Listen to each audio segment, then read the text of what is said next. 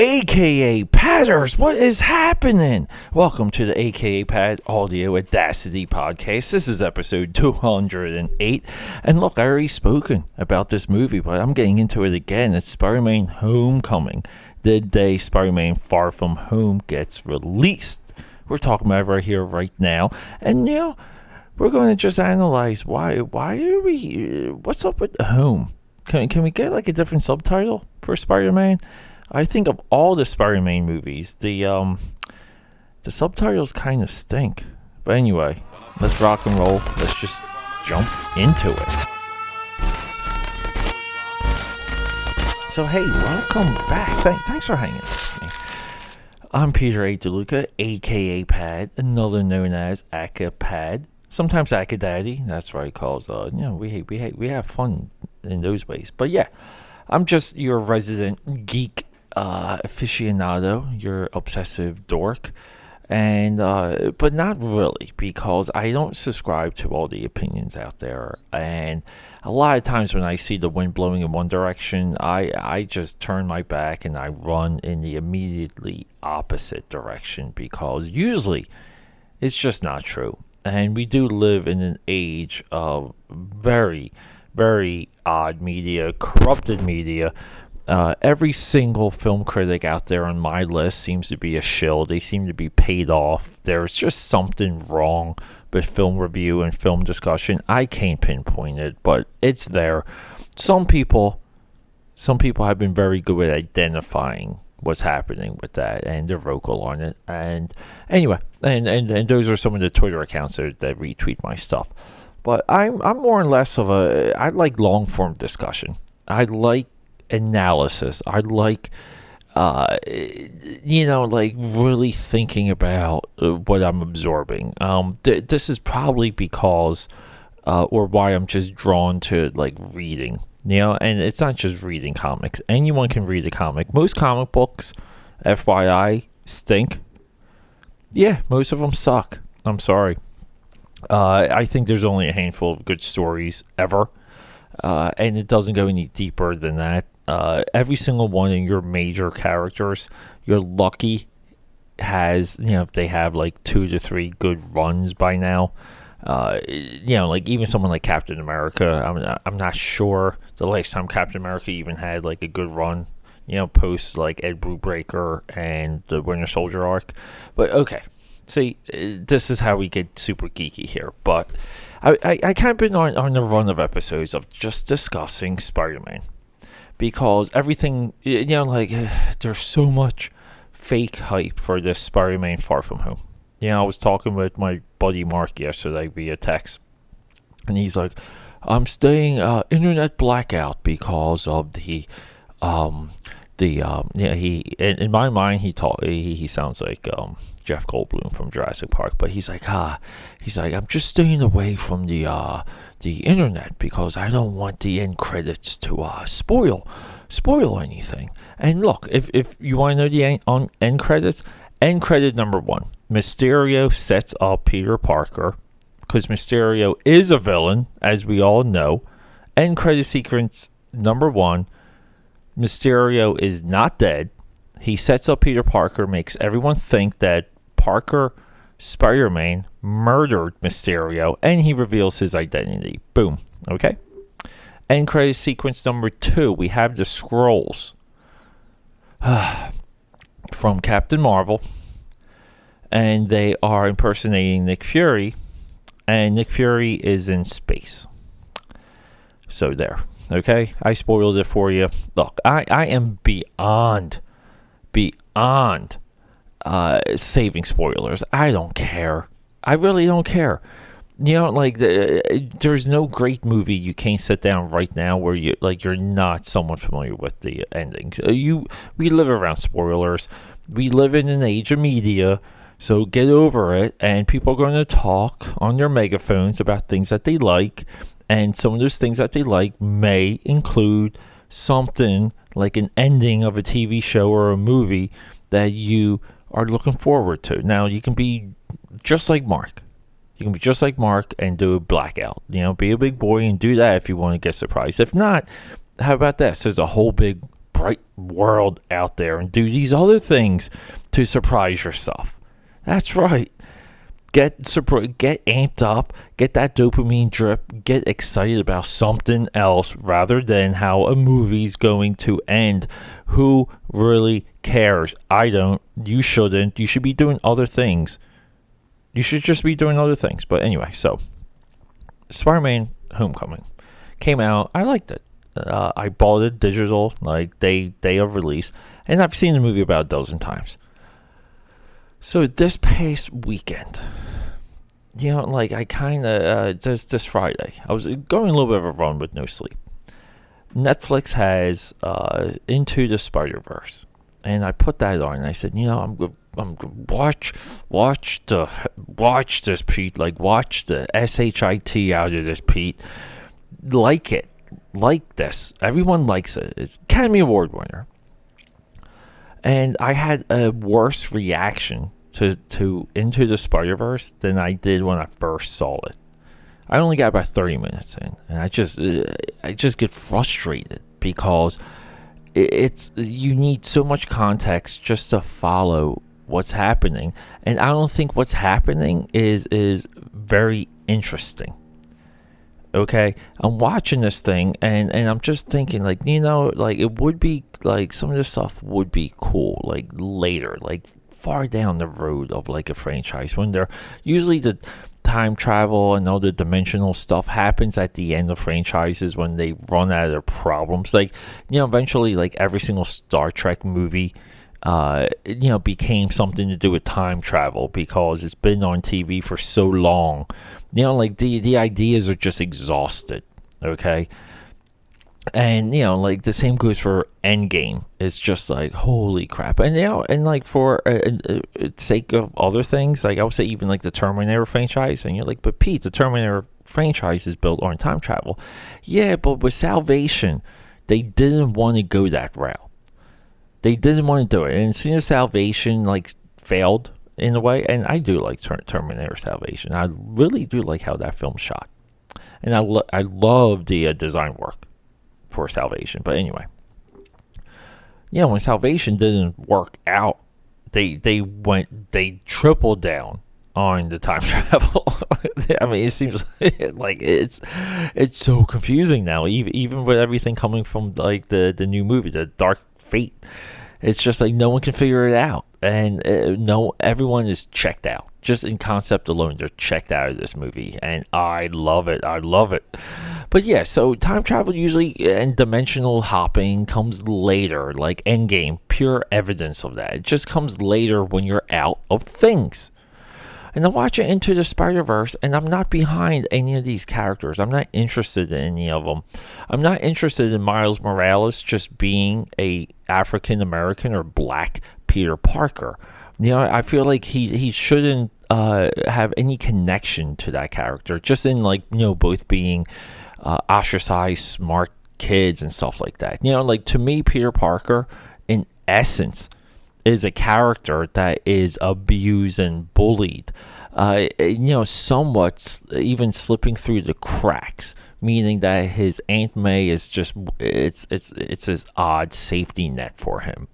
Okay, we should feel sorry for Peter Parker. We should also feel sorry for Miles Morales. This is the orphan part of the mythos that we are drawn to, like the Harry Potter, Peter Pan. It goes on and on. And I'm just watching Into the Spider-Verse, and I'm like, I'm done with this. Like I don't like the characters. I'm not into it. And I get it. I get that it's animation, so it's a little bit heightened. And I forgive a lot when I watch animation. Okay, even though like the assumptions and the jumps from scene to scene are like they're you just go with it, because and if you don't have that attitude, it's really hard to enjoy an animated anything, because animated films are usually shorter and it's more of a compact form of storytelling. And if you really want to see evidence of this, and I think it's illustrated very well in the live action Aladdin that came out, which is awesome. And people trashed and whatever, like again talking about shill reviewers. is that the animated version of Aladdin is compact and perfect. It's like it's a perfect adventure. Okay, everything happens, and next scene carries it on. Next scene carries it on. It's just stacked in that fashion. The live action slows it down, but in the third act, it picks up, and we get that pace. But to get into the third act of Aladdin, I would say it's a little bit tough. But it's still good because I think Will Smith carries that movie. I think the music carries that movie. It just offers a lot. And, your AKA Patty over here just loves it. I like that stuff. I love Aladdin's so well designed, too. So I don't know what people are missing with that. Again, frustrated. Aladdin, Dark Phoenix, and Godzilla. 1, 2, 3. Frustrated the living heck out of me. So I have a female friend over. And, this girl, I absolutely love hanging out with this girl because she wears crop tops and just small underwear. And we just hang out, especially in the mornings, we're just drinking coffee, gearing up for day drinking, and it's just hot. It's just hot. And Philly's hot right now. Philly's mid 70s right now, and then it is making you sweat. But yeah, it's double hot. So I put on Homecoming because look, and I'm like, hey, I have to do this for the podcast. Let me just start to watch this movie. And she sits down, cracks open her laptop, but starts to watch the movie. And she's doing less work on her laptop, and she's just watching the movie more and more. In the first 15 minutes, I wrote this down in some of the notes because I had my laptop open too. In the first 15 minutes. She asked about 3 times what is going on. Because in Spider-Man Homecoming, it doesn't explain anything to you. It doesn't even explain to you who Peter Parker is. It doesn't even explain to you what his situation is. It doesn't tell you anything. It doesn't tell you. It's such a disaster on that level. Okay, the movie literally opens with Michael Keaton doing damage control, which I thought they were, at that point though, I thought they were setting up damage control because that was one of the best miniseries that Marvel ever put out at one time. And they did nothing with damage control, but whatever. They do damage control from the Avengers movie 8 years prior with no explanation. And then they jump into the Civil War home movie that Peter Parker's making with no explanation. No explanation of who Happy is, Jon Favreau, director of Iron Man. No explanation of the relationships between him and Tony Stark. And then boom, he gets dropped off. And he's on the subway. And now we're in high school Peter Parker.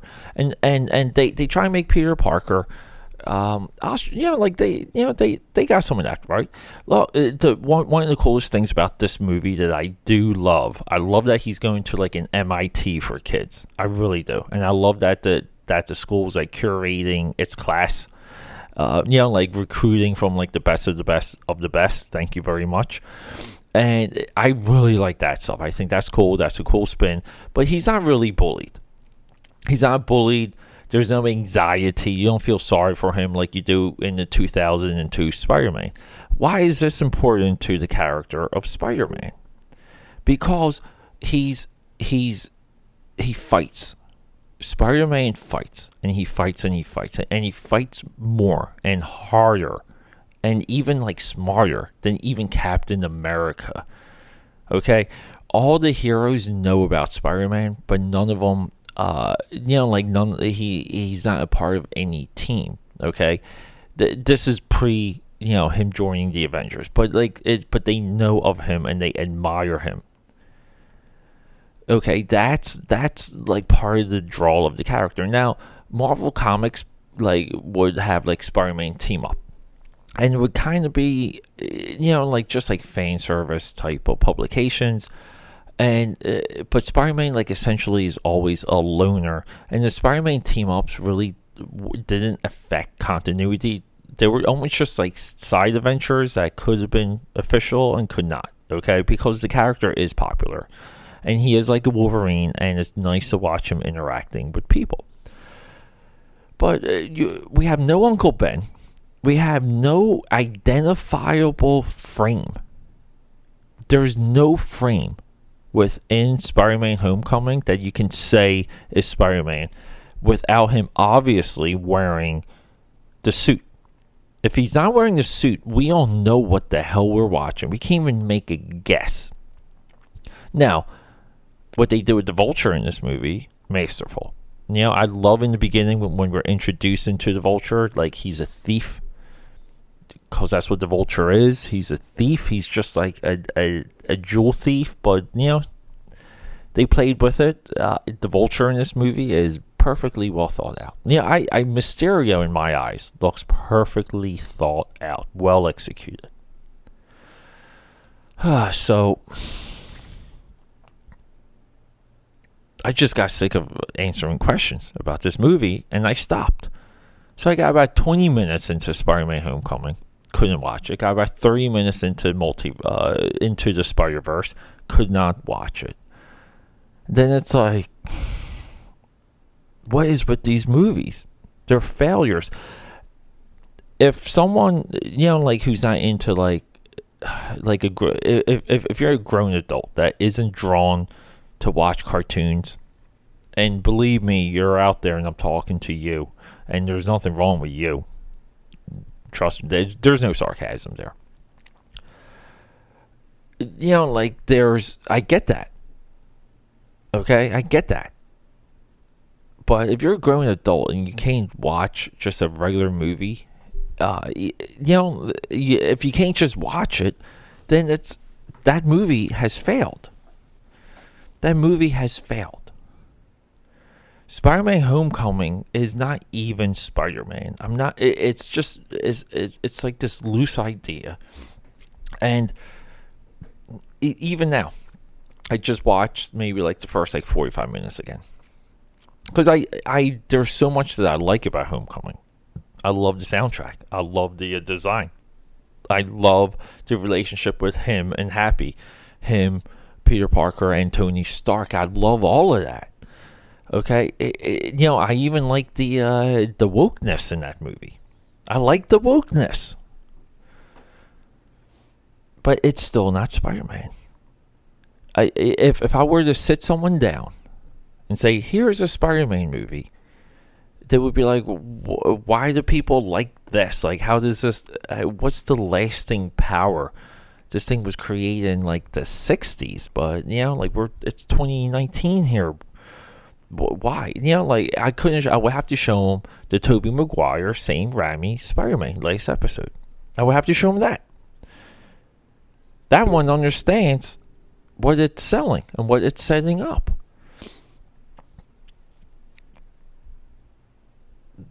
Do you know where these movies are with inflation? It's extraordinary, because I think people have voted by their dollar, and I think their dollars with inflation speaks volumes.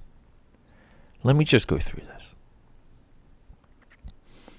Spider-Man Into the Spider-Verse, number 7, 2018, with inflation, $190 American dollars.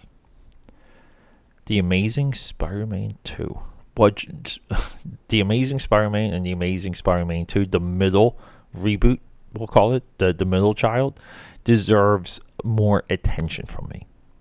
Which is why I'm not rolling it into the Spider-Man Far From Home rollout. Okay? Subscribe to my YouTube, by the way, AKAPAD, because I have I got some Spider-Man videos coming too. So if you like Spider-Man, hang out with me for a while. The Amazing Spider-Man 2, 2014, $219. That's pretty good. The Amazing Spider-Man. Everyone saw The Social Network. Everyone loved that movie. I love the Oscar run for that movie. I watch that movie all the time. Andrew Garfield gets cast, fantasy casting, as Peter Parker. The Amazing Spider-Man is his movie, 2012. $300 million. That's solid. That is solid, boy. Then we have number 4, 2017. Spider-Man Homecoming. Are you ready? $337 million. We have a major hit. But is it the demand of Spider-Man? See, the Spider-Man audience, it gets a lot bigger. It gets a lot bigger. And if you're one of those executives high up in your tower at Sony, this is pissing you off. This is keeping you up at night. Because this is the money you're missing. Spider-Man 3, studio interference, broke apart St. Raimi, Tobey Maguire, the entire cast, destroyed everything over merchandising, right? The studio interference for Spider-Man 3 is now legendary. 2007. $440 million. Are you with me? Spider-Man 2, 2004. Said to be one of the greatest superhero movies of all time, one of the greatest superhero villains of all time with Dr. Octopus. $542 million. 542. Let's go. And then we have Spider-Man 2002. $626 million. 626. $626 million.